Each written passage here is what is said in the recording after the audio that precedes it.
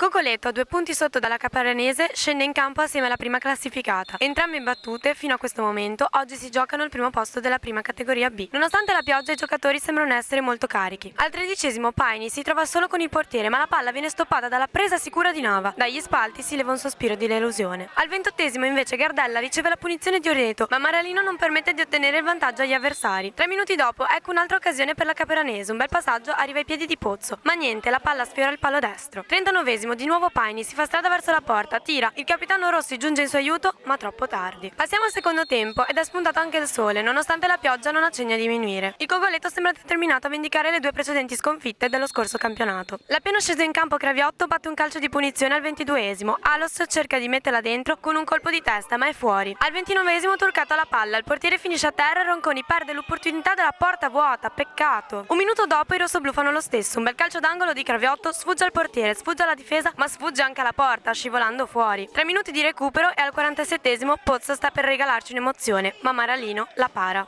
Combattutissima fino all'ultimo minuto, qui a Cicagna si conclude con uno 0-0 per Cogoleto e Caperanese.